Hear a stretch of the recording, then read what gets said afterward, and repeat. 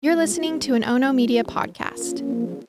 Hi, everyone, and welcome back to the most amazing, brilliant, beautiful podcast you'll ever hear.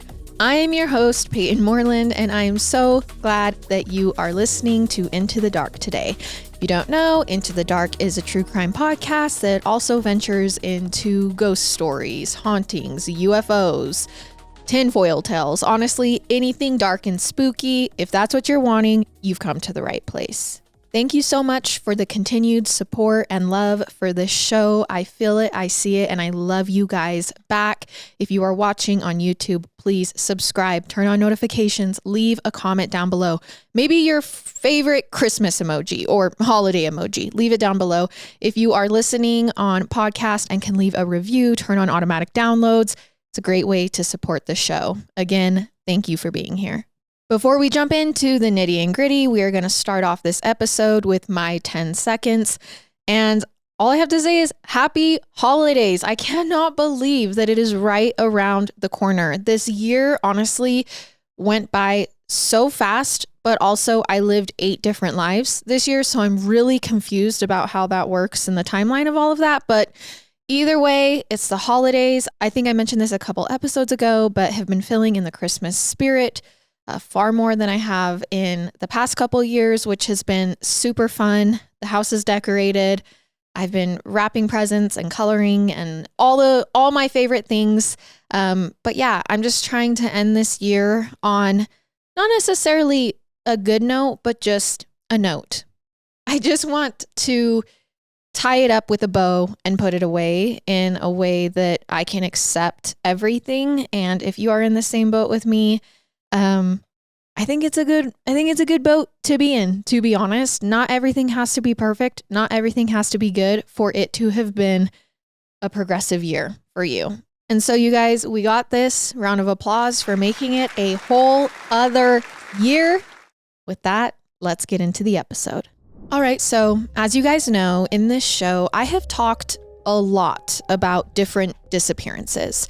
People who went missing because they'd been murdered or because they were on the run after committing a crime.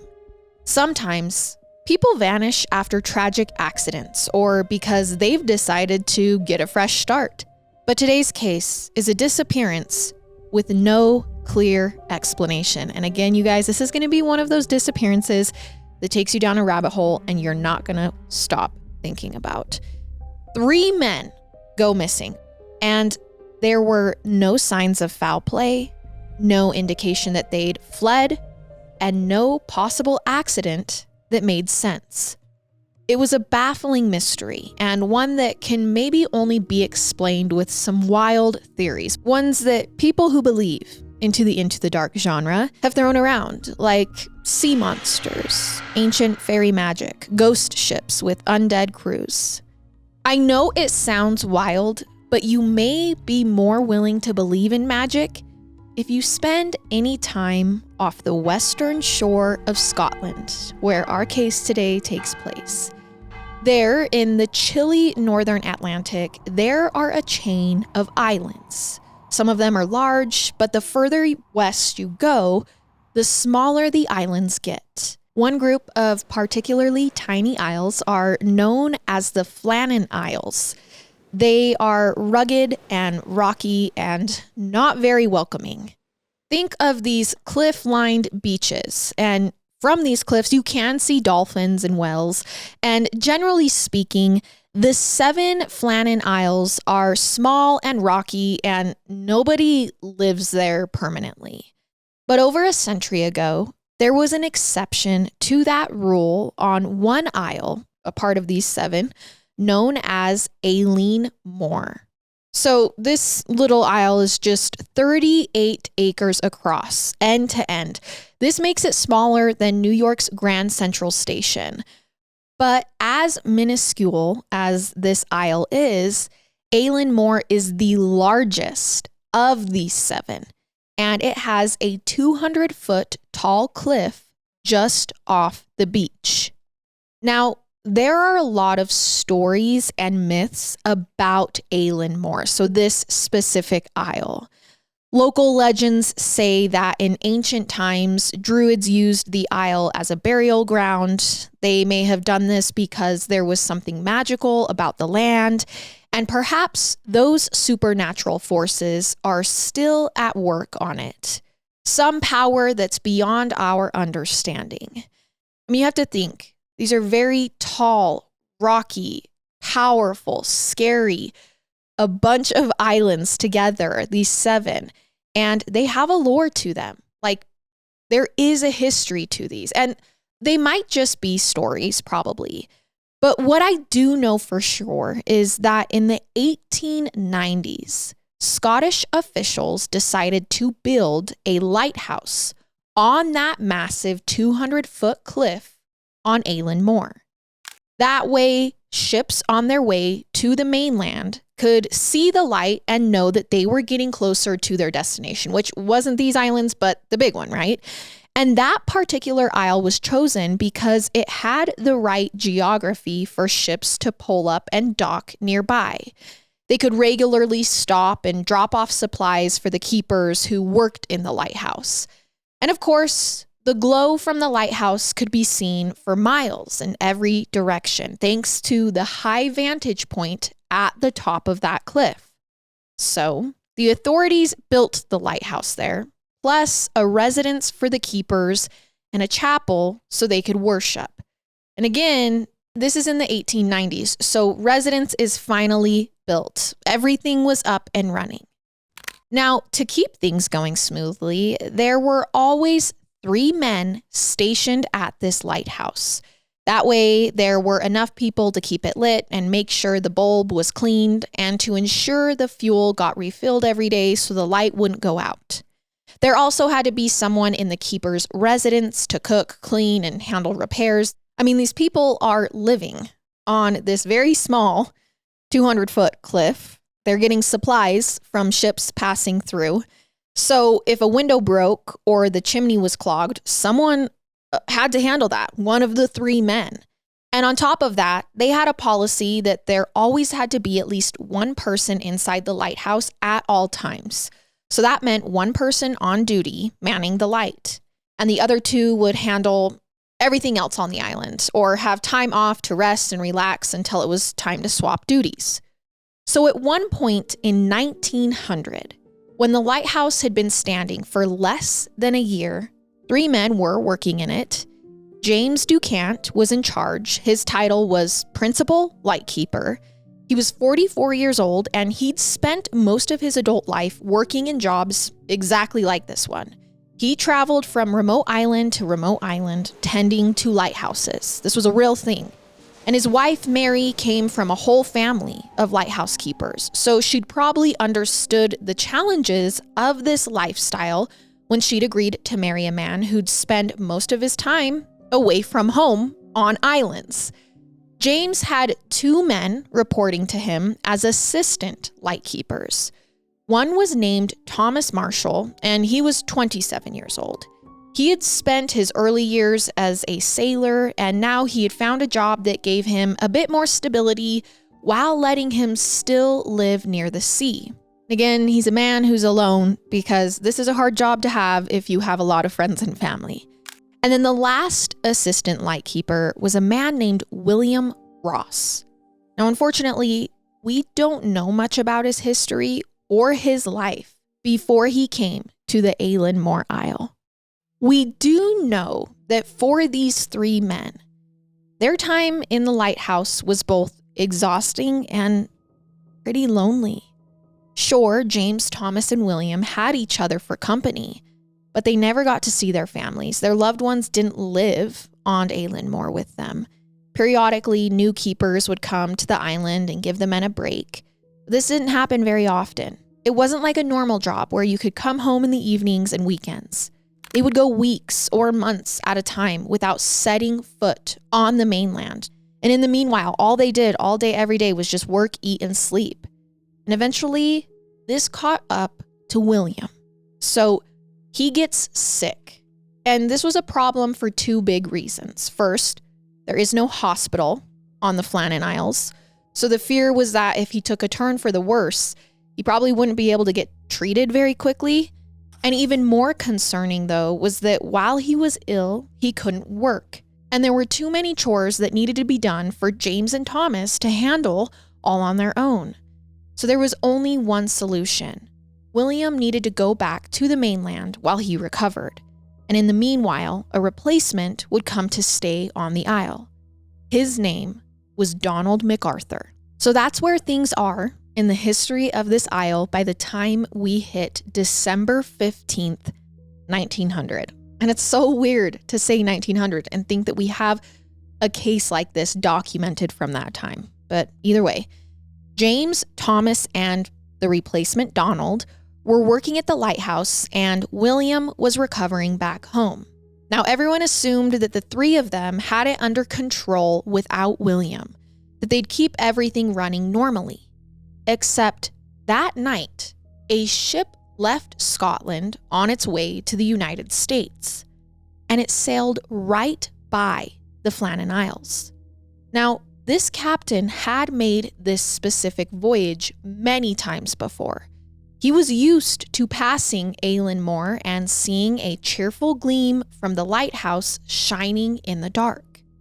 Except that night, the captain of this ship from Scotland didn't see anything. The Isle was pitch black. The lighthouse was dark.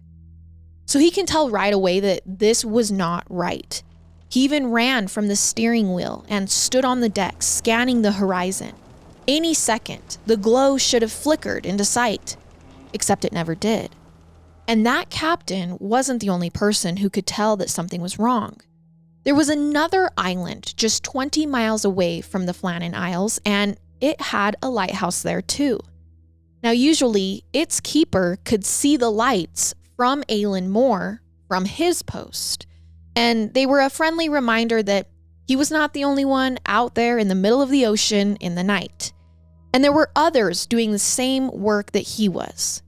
But that night, no matter how long he stared into the distance, he did not see any sign of the distant lighthouse. Now keep in mind, 20 miles is pretty far. I mean, there were many nights when this particular keeper would be unable to see the glow due to fog or other factors. Sometimes he'd go a week at a time without spotting the Eilean Mor light. So in the moment, he really didn't think much of it. But back to that ship's captain, he was a lot more worried. As soon as he stopped at his next port, he told someone about his concerns. He explained that the lighthouse was supposed to be lit 24/7, and it wasn't. So he thought that someone should go check on the men of the Flannan Isles. But for whatever reason, nobody passed the tip along. The officials who were supposed to keep the lighthouse keepers safe never heard about the light being out. So 11 more days passed before anyone decided to look around the island, see what was going on. And it's important to note that in those 11 days, no one saw any light coming from that lighthouse. But still, word never got to the proper officials, and so they didn't take any action. Now, by December 26th, a ship called the Hesperus was on its way to Eilean Mor. And it wasn't there to investigate the darkened light. It was actually a routine run-of-the-mill visit. They were going to bring food and other provisions to the keepers. Again, this was very common. And a man named Joseph Moore was on his way there too. He was there to fill in for one of the other workers so they could take a break and go back home to the mainland. Now, as the ship got closer to Eilean Mor, they put up a flag. Keep in mind, it was 1900. They didn't have a lot of technology on the ship, so the easiest way to communicate with the lighthouse keeper was with flags. Now, usually, ship Hesperus would wave the banner a certain way to signal that they were planning to dock off the shore, not just passing by. Then the men on the Isle would respond by putting up a flag of their own, so they could signal to each other about water conditions, what was going on in the lighthouse, and anything else the crew might need to know. But that day, the Hesperus didn't see anything on the Isle. No flag went up at the lighthouse. It was like the keepers hadn't seen them. In fact, that's what the crew of this ship figured at first, that something had prevented the men from spotting their approach, So the crew kept waving the flag, and they also tooted their horn. The thinking was, if the lighthouse keepers just weren't paying attention, then they'd hear the sound and respond with a flag. Except still, there was no response.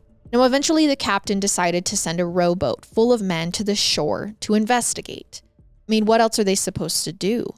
A few sailors got into the rowboat, plus Joseph, the assistant lighthouse keeper who was there to work his shift. And when they made it to the land, Joseph had an eerie feeling. The men were all hoping to see James, Thomas, and Donald waiting at the shore to greet them and say hello. But when they pull up, the entire beach is deserted. So, Joseph told the other men in the rowboat to wait there where it was safe. He said he'd go explore alone.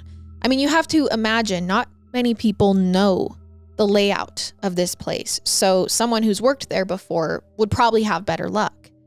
Now from there, his next move was to head straight to the keeper's house. He must have been hoping that the other three had been held up somehow, maybe they'd got sick or distracted.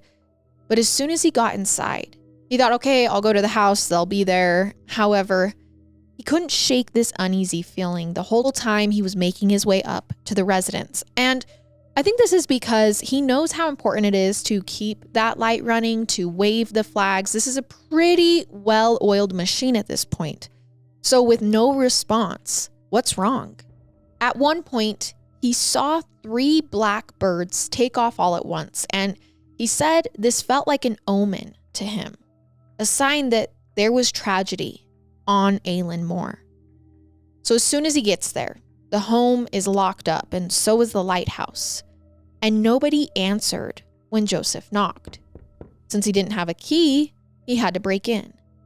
Now, once he was inside, he found that the residence was spotless. There was no sign of foul play or an indication that a terrible accident had happened, a fire or something. In the kitchen, the dishes were washed and put away. The table was set for dinner, but there was no food out. It looked like someone had cleaned up after lunch, but hadn't begun preparing the evening meal yet.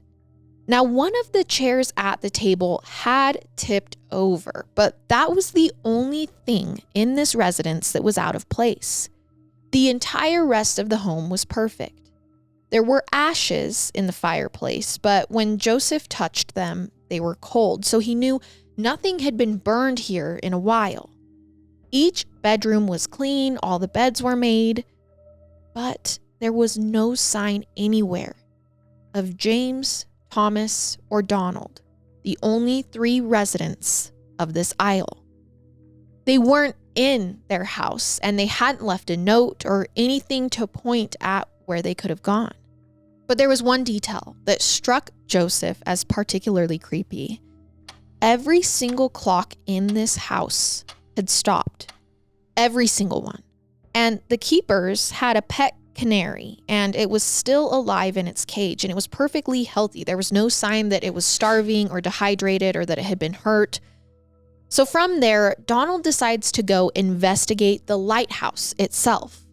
And again, everything was clean and properly put away, and the fuel canisters were all full. Clearly, the men had been taking care of the facility before, I guess, they vanished. There were no signs that anything had gone wrong other than the fact that all 3 keepers were gone. So basically, it felt like James, Donald, and Thomas had just flipped out of existence. I mean, where were they going to go? But there were 2 small clues about what might have happened to them. However, these were clues that raised as many questions as answers. See, Thomas and Donald had oilskins, which are clothes that have been treated with oil to make them extra warm and waterproof. These 2 always wore their oilskins anytime it was cold or raining. And given that this was December on a windy seaside, it was definitely cold basically every single day. Now, James didn't own any oilskins, but he had a different kind of heavy coat that he preferred to wear. The point is, Joseph knew that he should check on the coats and oilskins, because if those were gone, that would mean that the men had put on their coats and then left somewhere. And if they were there, well, then that meant that the keepers either didn't have enough time to get them on before they left, or it wasn't an option. Maybe they didn't leave voluntarily. When Joseph checked, he only found one set of oilskins, and they were Donald's, which told Joseph that when James and Thomas had disappeared, they had been dressed and prepared to go outside. Maybe they had already been wearing it. But Donald wasn't. So now, Joseph had worked with all of these men before, and he knew Donald well. He also knew that it was out of character for him to do something so careless and reckless as to leave the house without his winter clothes. Maybe he could have run out in a rush if he was panicking or if there was some kind of disaster going on. But he couldn't have been in that much of a hurry because clearly James and Thomas had put their gear on. It was odd and hard to make any sense of. However, Joseph knew there was one last place that he could check for clues. All of the lighthouse keepers were supposed to keep a log. It was basically a formal written record of all the work that they'd done. So he read the logbook and he saw that the last entry was from December 15th. This is the same day the other lighthouse keeper and the ship captain had noticed that the light was out. Now, this also wasn't a full entry.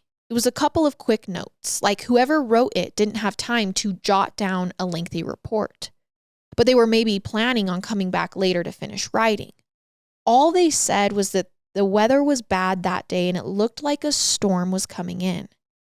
Now, I do think it's worth mentioning that in the years since this mystery, a lot of rumors and allegations have gone around about those logbooks.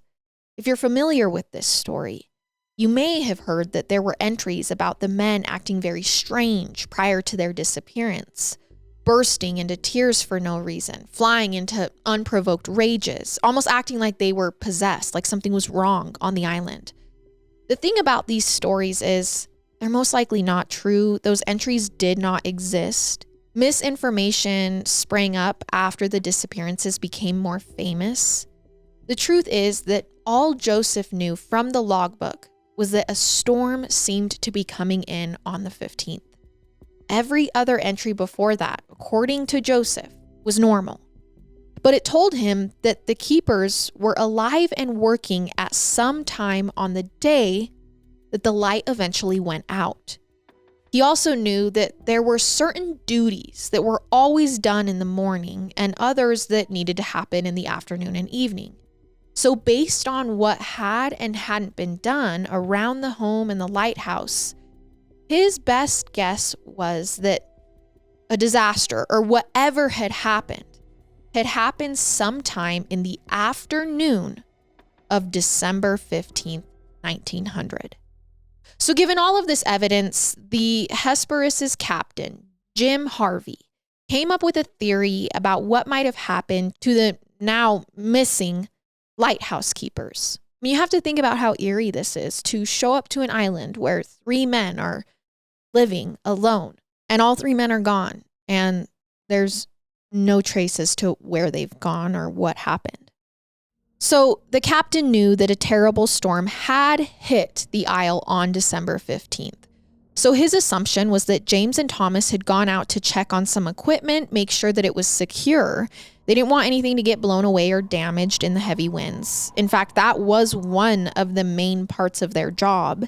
If something did get lost or broken, they could be fined. And none of the men wanted to have to deal with that. So the thought was that Donald maybe stayed behind because of that policy that someone always needed to be in the lighthouse. And Thomas and James bravely went out into the storm.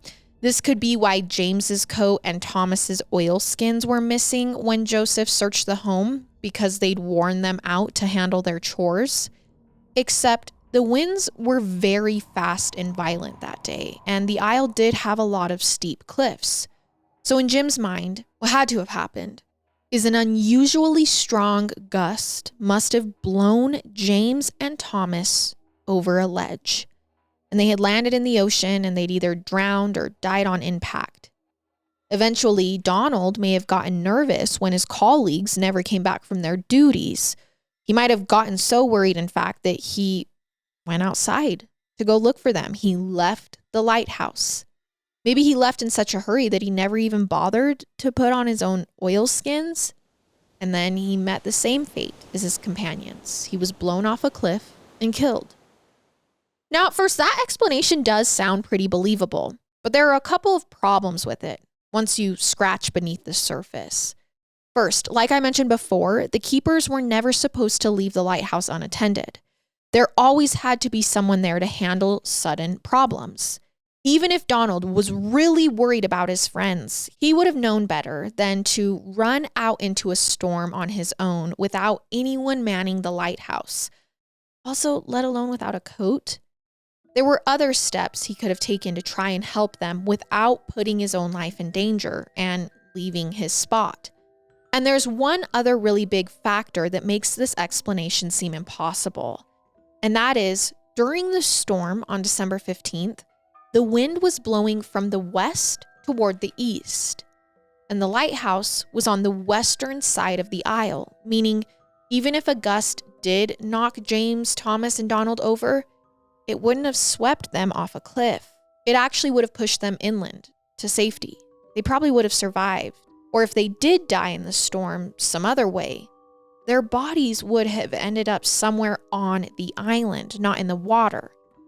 However, their remains were never found, even after multiple searches. Donald led different crew members to all different parts of the island over and over again, and nobody ever found any indications of what had become of these three men. So understandably, a lot of people had a hard time accepting Jim's theory. And it was only a matter of time before wilder gossip started spreading around Scotland. I mean, this is the perfect haunted story. You have these three men alone on this creepy, dark, large cliff island, living there alone, manning this place, and then they just, poof, disappear. So one popular theory was that James, Thomas, and Donald had lost their lives to a sea monster. Now, unfortunately, that theory didn't specify what the sea monster was or what it looked like. Honestly, it sounds like that's kind of part of the point. The Flannan Isles were very isolated, and the waters around them hadn't really been explored thoroughly. It really felt like anything could have lived around this area. And let's keep in mind, Scotland is also home to the Loch Ness Monster. So the people of this country are no strangers to mysterious creatures from the sea. The theory went that there was something big and vicious in the waters around Eilean Mor, a creature that had the ability to drag itself onto land, which is actually terrifying. People in Scotland believe it could have attacked the lighthouse keepers during this storm. Now, the main problem with this theory is that you'd think there'd be some sign of a large animal attack somewhere in the residence, but there wasn't. But if you really believe this sea monster could have been anything, you might also believe it had some way of killing its victims without leaving a trace. Now, another theory had to do with those legends I mentioned earlier, that Eilean Mor is an ancient druid burial ground. So maybe there was some kind of ancient magic from the days before Christianity that cursed the men. And there's one very interesting piece of evidence to back this theory up. Remember, I mentioned before that when Joseph went to check on the missing men, he found their residence spotless. The lighthouse itself was also in good condition and pristine. But there was a third building on the island, remember? A chapel.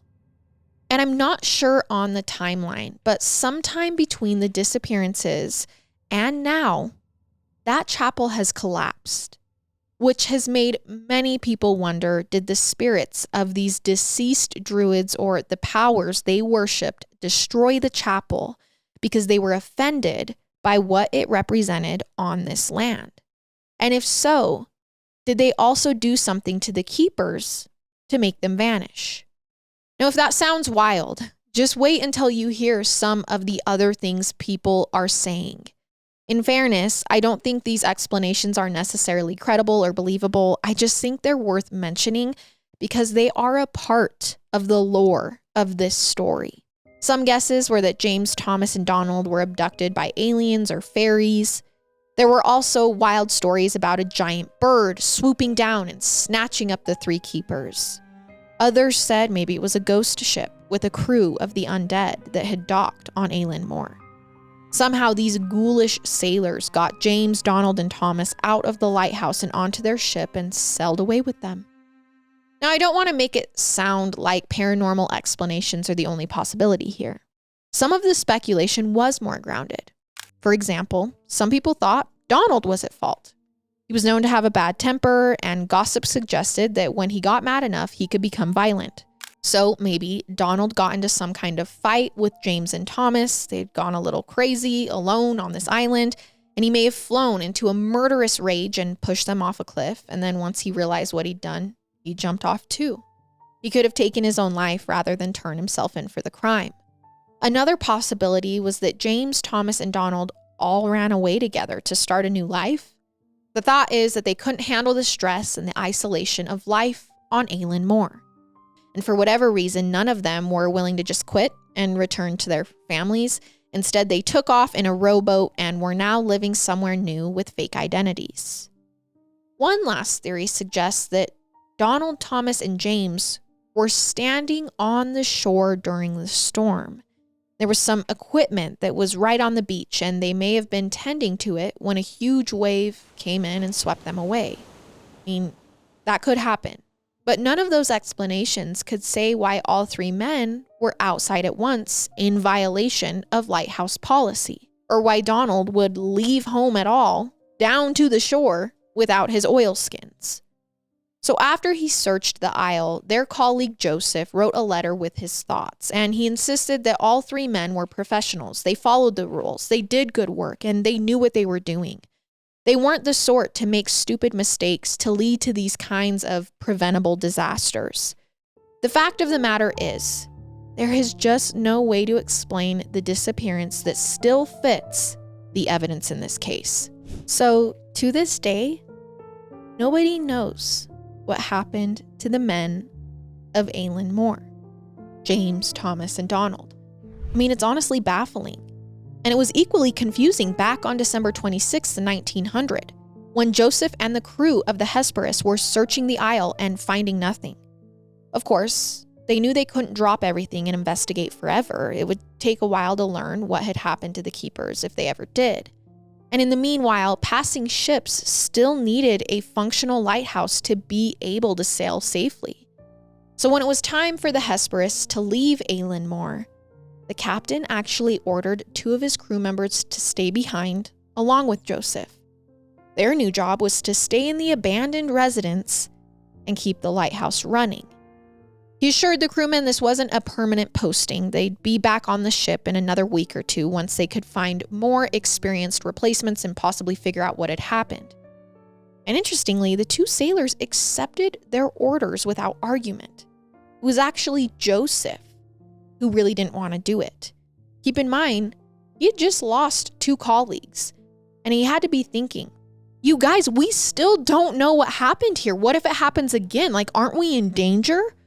What kind of danger would he and the other men be in while they were serving in the lighthouse?